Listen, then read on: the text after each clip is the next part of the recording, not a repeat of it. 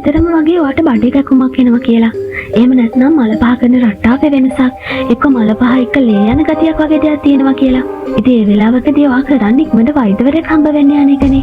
ඉතින් අන්නේම වෙලාවක ඔයාගේ වෛද්‍යවරයා ඔයාගේ බඩවැල් ඇතුලේ මොකක්ද මේ වෙන්නේ කියලා හරියටම බලන්න විශේෂ පරීක්ෂණයක් නියම කරන්න පුළුවන්. ඉතින් අද වීඩියෝ එකෙන් කතා කරන්නේ අන්න ඒ වගේ විශේෂ පරීක්ෂණයක් ගැන. මේකට අපි කියනවා බේරියම් මෙනීම පරීක්ෂණය කියලා.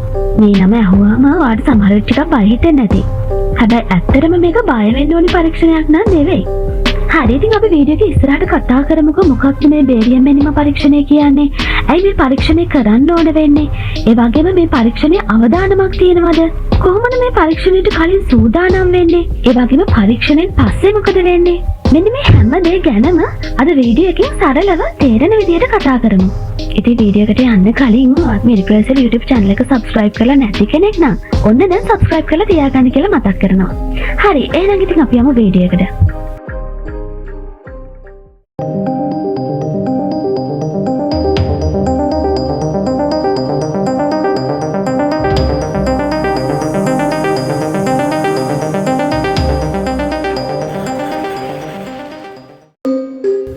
මොකද මේ බේරියම් මෙනීම කියන්නේ? සරලවම කිව්වොත් බේරියම් මෙනීම කියන්නේ ඔයාගේ ආහාර ජීර්ණ පද්ධතියේ පහළ කොටසේ කියන්නේ මහා බඩවැල සහ ගුද මාර්ගය පරීක්ෂා කරන විශේෂ එක්ස්රේ පරීක්ෂණයක්. සාමාන්‍ය එක්ස්රේ එකකින් මහා බඩවැල වගේ අවයවයක් පැහැදිලිව බලා ගන්න අමාරුයි. අන්න ඒකට විසඳුමක් විදිහට තමයි බේරියම් කියන දේ පාවිච්චි කරන්නේ. බේරියම් කියන්නේ හුණු කුඩු වගේ සුදු පාට ද්‍රව්‍යයක්. මේක වතුරත් එක්ක මිශ්‍ර කරලා පොඩි බටයක් කරා ඔයාගේ ගුද මාර්ගයෙන් ඇතුළට යවනවා. එතකොට මේ බේරියම් දියරය මහා බඩවැලේ ඇතුල් පිටිවල හොඳට තැවරෙනවා. ඊට පස්සේ එක්ස්රේ එක ගත්තම බඩවැල ඇතුලේ තියෙන ඕනිම අසාමාන්‍ය තැනක්, ගෙඩියක්, තුවාලයක් උනත් හරිම පැහැදිලිව වෛද්‍යවරයාට බලා ගන්න පුළුවන් වෙනවා. ඉතින් ඇයි මේ පරීක්ෂණය කරන්න ඕනි වෙන්නේ? හිතන්නකෝ ඔයාට මල පහ කිරීමේ පුරුදුවල වෙනසක්, ගුද මාර්ගයෙන් ලේ පිටවීම, දිගු කාලයක් පවතින බඩේ වේදනාව, දිගටම පවතින පාචනය හෝ මලබද්ධය, හේතුවක් නැතිව ශරීරයේ බර අඩුවීම. මෙන්න මේ කියන රෝග ලක්ෂණ ඔයාටත් තියෙනවා නම් මේවට හේතුව හොයාගන්න මේ පරීක්ෂණය නිර්දේශ කරන්න පුළුවන්. ඒ වගේම පිළිකාමය නොවන ගෙඩි, පිළිකා, ඩයිවර්ටිකියුලයිටිස්, ඒ අරුණම ආංශික ප්‍රදාහ රෝග, මේ වගේ රෝග හඳුනා ගන්න මේක උදව් වෙනවා. ඉතින් අපි බලමු මේ පරීක්ෂණයේ අවදානමක් තියෙනවද කියලා. ගර්භණී කාන්තාවන්ට සාමාන්‍යයෙන් එක්ස්රේ පරීක්ෂණ කරන්න යන්නේ නැහැ. ඔයා ගැබිනියක් නම් හෝ සැකයක් තියෙනවා නම් අනිවාර්යෙන්ම වෛද්‍යවරයාට සහ විකිරණ ශිල්පියාට ඒ බව දන්වන්න ඕනේ. එක්ස්රේ නිසා විකිරණශීලීතාවයට නිරාවරණය වීම ගැන බය වෙන්න එපා. මේ පරීක්ෂණයෙන් නිරාවරණය වෙන විකිරණ ප්‍රමාණය හරිම අඩුයි. ඊට අමතරව හරියම කලාතුරකින් බේරියම් වලට ආසාත්මිකතා, බඩවැල් අවහිරතා, ඒ අනුනම මහා බඩවැලේ බිත්තියක් සිදුරු වීම වගේ සංකුලතා වෙන්න පුළුවන්. හැබැයි මතක තියාගන්න මේවා සිදුවීමේ සම්භාවිතාව ගොඩාක්ම අඩුයි කියන එක. හරි, දැන් අපි බලමු පරීක්ෂණයට කලින් සූදානම් වෙන්නේ කොහොමද කියලා. පරීක්ෂණයෙන් පැහැදිලි රූප ලබා ගන්න නම් ඔයාගේ මහා බඩවැල සම්පූර්ණයෙන්ම හිස් වෙලා පිරිසිදුව තියෙන්න ඕනේ. අන්න ඒක නිසා මේ වගේ වෙලාවක මේ පරීක්ෂණයට මුහුණ දෙන්න කලින් වෛද්‍යවරයා දෙන උපදෙස් අකුරටම පිළිපදින්න ඕනේ. ඉතින් මේ පරීක්ෂණයට කලින් ඔයාට මෙන්න මේ දේවල් කරන්න කියලා කියයි. පරීක්ෂණයට කලින් දවසේ සුප් හොදි, තේ, වතුර වගේ දියර වර්ග විතරක් බොන්න කියයි. ඒ වගේම පරීක්ෂණයට කලින් දවසේ මධ්‍යම රාත්‍රියේ 12න් පස්සේ කිසිම දෙයක් කෑමෙන් හෝ බීමෙන් වළකින්න කියලාත් කියයි. ඒ අරුණම පරීක්ෂණය කරන දවසේ කලින් දවසේ රැට බඩවැල් හිස් කරන්න විරේකයක් ගන්න කියලා කියයි. ඉතින් මේ සුදුසු විරේක ඔයාට වෛද්‍යවරයා විසින් ලබා දෙනවා. සමහර විට එනීම කට්ටලයක් පාවිච්චි කරලා බඩවැල් පිරිසිදු කරගන්න කියලා කියන්න පුළුවන්.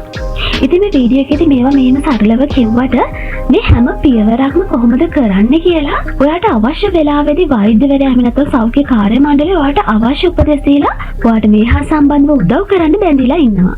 ඉතින් ඒක නිසා හිතේ කිසිම සැකයක් බයක් තියාගන්න එපා. ඉතින් දැන් බලමුකෝ පරීක්ෂණයේ අතරතුර මොකද වෙන්නේ කියලා. ඉතින් මේ පරීක්ෂණයට සාමාන්‍යයෙන් විනාඩි 30ත් 60ත් අතර කාලයක් ගත වෙනවා. ඔයාම විශේෂ මේසයක් මත පැත්තට හරවලා හාන්සි කරනවා. කුඩා බටයක් ඔයාගේ ගුද මාර්ගයට ඇතුළු කරනවා. බේරියම් දියරය බඩවැල දිගේ ගලාගෙන යද්දී ඔයාට පොඩි බඩේ කැකුමක් වගේ එහෙම නැත්නම් මල පහ කරන්න වගේ අවශ්‍යතාවයක් දැනෙන්න පුළුවන්. ඉතින් මේක සාමාන්‍ය දෙයක්. සමහර වෙලාවට පොඩි වාතය ප්‍රමාණයක් ඇතුළට පම්ප කරන්න පුළුවන්. ඉතින් මේ වෙලාවේදී විශේෂඥ වෛද්‍යවරයා ඔයාට විවිධ පැතිවලට හැරෙන්න කියන ගමන් එක්ස්රේ ඡායාරූප ගන්නවා. ඉතින් පරීක්ෂණය කරලා අවසන් වුණාම අර ගුද මාර්ගයට දාපු බටය ඉවත් කිරීම සිද්ධ කරනවා. ඉතින් ඊට පස්සේ ඉතිරි බේරියම් ටික වැසිකිළියට ගිහින් පිට කරන්න ඔයාට පුළුවන්. දැන් බලමු පරීක්ෂණයෙන් පස්සේ මොකද වෙන්නේ කියලා. ඔයාට සාමාන්‍ය විදිහට කෑම බීම ගන්න පුළුවන්. දවස් කිහිපයක් යනකල් ඔයාගේ මල පහ සුදු පාටට පිට වෙන්න පුළුවන්. එහෙම වෙන්නේ කලින් අර ඇතුල් කරපු බේරියම් ශරීරයෙන් ඉවත් වෙන නිසා. හැබැයි ඔයාට මල බද්ධය හැදුනොත් එහෙම නැත්නම් පරීක්ෂණයෙන් පස්සේ දවස් දෙකක් යනකල් මල පහ පිට වුණේ නැත්නම් අනිවාර්යෙන් ඔයා ඉක්මනට ඔයාගේ වෛද්‍යවරයාට මේ ගැන කියන්න ඕනේ. එතෙන්දි වෛද්‍යවරයාට සුදුසු ප්‍රතිකාර ලබා දීම සිදු කරයි. හරි, ඉතින් අපි වීඩියෝ එකේ මේ වෙනකන් කතා කරපු ටික පොඩි සාරාංශයක් විදිහට ගමුකෝ.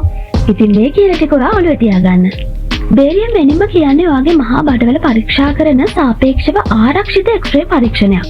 හොඳම ප්‍රතිඵල ලබා ගන්න නම් පරීක්ෂණයට පෙර බඩවැල් සම්පූර්ණයෙන්ම පිරිසිදු කර ගැනීම අත්‍යවශ්‍යයි. පරීක්ෂණය අතරතුර පොඩි අපහසුතාවයක් දැනුණත් මේක తాවකාලිකයි. පරීක්ෂණය ගැන ඔයාලට මොනවා හරි ප්‍රශ්න තියෙනවා නම් වෛද්‍යවරයාගෙන් හරි නැත්නම් සෞඛ්‍ය කාර්ය මණ්ඩලයෙන් හරි අහන්න දෙපාරක් හිතන්න එපා.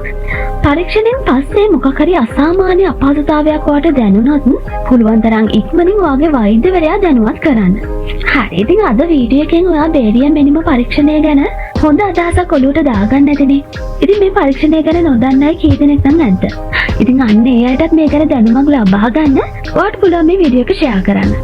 ඉතින් තාමත් අපේ මෙඩිප්‍රෙසල් YouTube channel එකත් එක්ක සම්බන්ධ වෙලා නැත්නම් ඔයාට මේ දැම්ම පුළුවන් පහළ තියෙන subscribe button එක click කරලා අපේ channel එකත් එක්ක සම්බන්ධ වෙන්න. ඒ වගේම bell icon එකත් click කරලා තිබ්බොත් අපි සෞඛ්‍ය සම්බන්ධ වීඩියෝ එකක් දැම්ම ගමන් ඔයාගේ phone එකට notification ගෙන්නව ගන්න පුළුවන්.